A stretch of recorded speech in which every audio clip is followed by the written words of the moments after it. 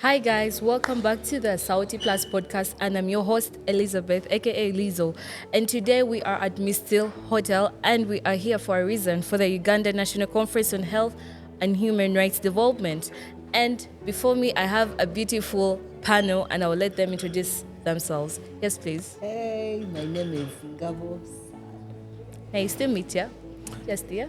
Hi everyone, my name is Martha Mugabe. I'm a sexual and reproductive health and rights advocate. Thank you. Hi everyone, my name is Hilary Nwamanya and I'm an SRHR advocate as well. I feel like this panel is the strongest because all of them are advocates, and I feel it's the right reason why we're here.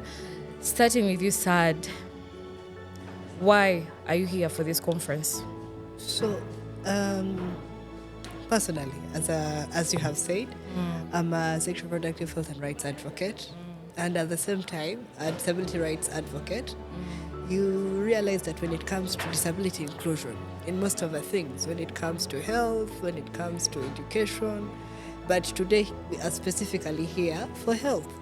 So we want to hold our leaders accountable. We want to tell them that, hey, we speak out. We are telling you things are happening. We are having a lot of teenage pregnancy. We are having a lot of people facing mental health issues. What are you doing about it? So this being a consortium or this opportunity, having a lot of people in the SO world or civil society organization. We're having a lot of civil society organizations here.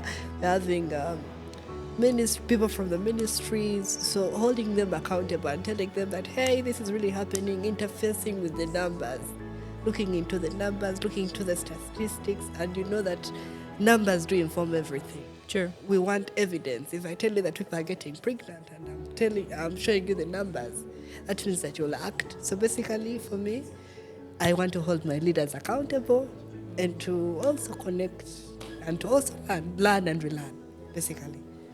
And Martha, what has been that most important information you've attained since this is day 2 of the conference? What do you feel that's like the most, and you'll be like, this was hit right? Everything about the conference is important because the conference is telling us about what is happening in our health sector.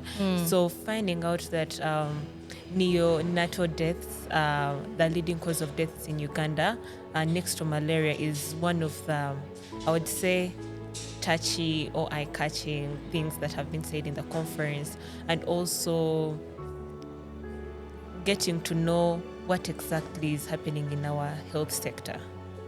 Okay, thank you, Martha. So Hilary, for this conference being day 2, what is what have you benefited from it? Thank you so much. What have really benefited from the conference, besides the statistics that we always talk about every day, besides everything that every day we talk about, I feel like we have some of the topics that are not everyday topics to discuss. And one, like mental health, we've gotten a chance to interact with mental health specialists, and they're really giving us insights and the current state of Uganda when it comes to dealing with mental health. Also learning about disability inclusion, some of the things that other organizations that really deal with people dealing with disabilities or people that do with disability inclusion, what they are doing, the great work they are doing in different places, just like it's in the East Sorority where an organization is, and they're really doing great work of helping mothers or young people that are living with disabilities to survive. Because we've really seen that the stigma that comes with people living with disabilities has mounted pressure on the parents, even because from the society or from the community, where young people are killed innocently just because the community thinks that these people are a bad omen, and things that are really happening in their community, bad things that are really happening in their community, it is as a result of them being there. So you find that a mother is forced to kill a child because, the community does not really embrace this kind of people. So having such information, it really creates another perspective on how best, as an advocate, I should be very inclusive and also in my way of advocating for people living, people at large, young people, towards the SRHR needs. Thank you, Hilary. So back to the point. We are talking about health. This is health talk, and then when we are talking health, we can't leave BNN out. Was BNN prioritizes health. Priority is health, and BNN it's brave. We are bold. We are resilient. We are advocates, and we are versatile, and we engage everyone.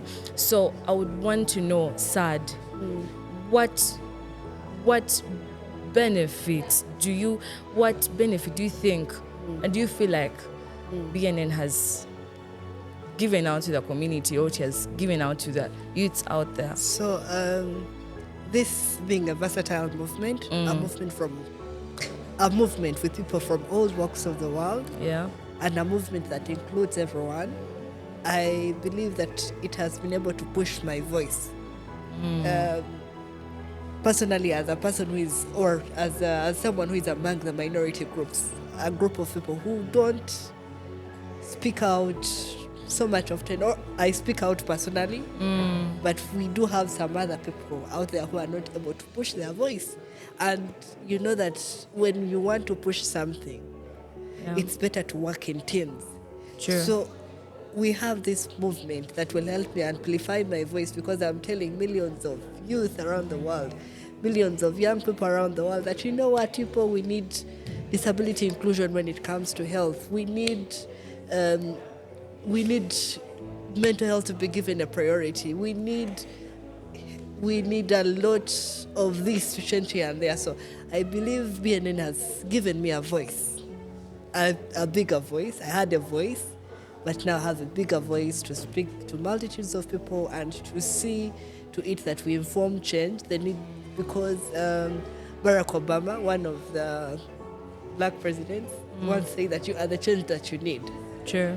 So I believe this movement has really helped me to be part of that change that I need to see when it comes to health. So basically, yes. Thank you so much, Said.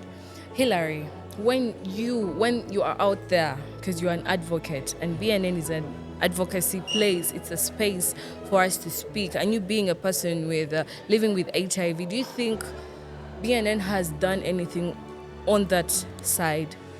I really want to thank people that really brought the idea of BNN, because being a movement, we are looking at including everyone, every young person, regardless of their social status, their economic background. Yeah. We've really seen that with the creation of BNN, we've seen young people from schools also attend such advocacy agendas. This is what we need to see. True. If we are to inform or to change policies concerning young people's SRHR, we need a movement of young people that is very inclusive. Having people from the ghetto coming together, with the people from the uptown coming together, people from schools coming together. This is all young people speaking one language. We want change when it comes to our SRHR needs. So what young people want, what young people need, and it's what we should get. So having a movement collectively for young people, I just feel like this is the best thing that has been created so far. And with BNN, I hope to achieve more, not as a young person, as an advocate right now, but as advocates of now, so that I will enjoy to see people that were not there by then enjoying things that we really created for, what we really cried for, what we anticipated to see when we grow up from the young people's space. And we are telling them, please keep it sustainable. Try to also create something that people below your age will also live to enjoy when you've grown up to our age. So I really thank BNN. Martha, they have all said they're part of BNN, but now I want to know, what is BNN to Martha? BNN to Martha is being bold, advocating for the rights of young people out there, especially the girls and young women, being resilient, speaking out to what I want as a person, what we want as women, what we want as a community. How do we want policies to favor us? How do we want to inform the policies? What change do we want to see? So that is what BNN is to me. So Martha, after telling us what BNN is to you, what would you want to give to BNN? Not right now. What would you want as, like, say, yeah, BNN, thank you, as Martha? Okay, what I would want to give to BNN? Yes. Yeah, that is... It's been even in 2 years, like in months, it's your own choice. Okay, since BNN is a movement, I would want to build, I would want to empower the young men out there to take up, to be part of the SRHR world, to take up, let me say, the family planning methods out there. Vasectomy, and not leave these things to the women. They need to also be informed and engage in the discussions in the community. Not saying, let me say things like contraceptives are for women. I want to see male involvement. I want to see men getting involved in these discussions, taking up vasectomy, so that in time to come, teenage pregnancies reduce, because men are the ones that make these women pregnant. And if we have a high uptake of vasectomy, things like vasectomy, we're going to have a reduction in teenage pregnancy. So that is something I want to advocate for, that is going to be good for the BNN movement. She has talked something that's very, very vital and very important. Yesterday, we were celebrating the World Contraceptive Day, and we had a celebration at Motive. And it was very, very interactive. We had Dr. Queen, she was there, and she gave us all the information. It was cool learning, fun learning. But when I talk about sex, what does Sad think? When you talk about Sex? it depends on which part. But he has spoken out loud. I don't want you to think about it, but what is sex when I say sex? So when basically the word sex. You see what he has said? He was very free. Okwegata. So when I say sex, he said. Exactly. Protective sex. When I say sex, you think about protective sex, sir? Protecting myself, yes. Oh wow, sad is different. And you? Fun. One. Sex as fun. Sex as something that I don't want to say it's as a necessity, but as something that really has to be there to know. But also, like Sada said, sex should be fun, but protection should be priority. When you're talking about fun or having sex as young people have sex even where adults think it is not the appropriate time for us to have sex. If someone would mention sex, I would be like female. No. Nedda. In the SRHR Sex wanange when we talk It was a plain thing. Lizo, when we talk about sex is kwegata. Sex is okwepicha. About female, male, or boy, girl, it is until we start speaking biological English that we talk about male and female. You realize that some people, when when we sign those papers and you see the word sex, exactly. Some people first say, no, sex. 6 times a day. Now, that's where I wanted to captivate. At times when you don't give correct and accurate information. I just said sex. It was an open question. Something that's open, I've not said what is sex? I didn't say sex related to SRHR. So it was open. It takes us back. I think that's the right, that's what BNN as a movement, that's what Reach a Hand Uganda, that's what SRHR Alliance, all these are trying to bring out. SEHAD. Give us the right information, when it's accurate. Don't just come and say these things just like that. Okwegata, you get? Yeah. But my other last thing that I would want to know from Hillary, what do you think BNN as a movement should add in, and you feel like it's vital and related, mostly concerning it with the people living with HIV and the youths? I think visibility and ownership. Visibility and ownership. Bill now or BNN right now. When we talk about BNN, yes, it is familiar to us that are in the space. Yeah, it is us that are closer to the movement that really know about the movement. How about we start also having interventions or having activities that really speak to the community people down there with the agenda of BNN? Because I am quite sure that if we extend this movement to the community people at the grassroots level, these people have a lot to give. Because it is with these interventions that we want to create ownership of such interventions with the community or the grassroots people. So we shall not own it, we shall not contribute much if the design, it is still kind of national level. We need to have different activities that really speak to the grassroots people, because these are the people with the information. These are the people that we need to have conversations with to inform us on what we really want to also inform the government, the duty bearers. So, and it will also create that sense of ownership, because when I own something, I'm free to talk about it. The information you're talking about, accurate information, I will not give out the accurate information, or I will not get the accurate information if such interventions are designed to kind of leave out some people. I'm not saying BNN is leaving out some people, but I don't think someone in Kasese or someone in Ubundibujo, somewhere not even in Ubundibujo the town or Kasese the town, but Kasese in hard-to-reach areas knows about BNN. Local ownership. But for me, I know about BNN. So do you believe that BNN has not reached to those people so much? Do you feel like it's uptown based? No, I think Yes. because you realize that in most cases when we are doing like our programming, we design programs only for consumers that are maybe, let's say, people that are in school. But what about those people that are out of school? And when it also comes to the language, we need to develop a language that is versatile, a language that is understood by everyone. Okay. You get it? So when, let's give an example of when I talk of something like contraceptives. She will understand it because she's in this world. But tell someone who is out there in Kabiramai the contraceptives, they won't understand it. So that means that they have missed out that information, and they have also missed out their contribution.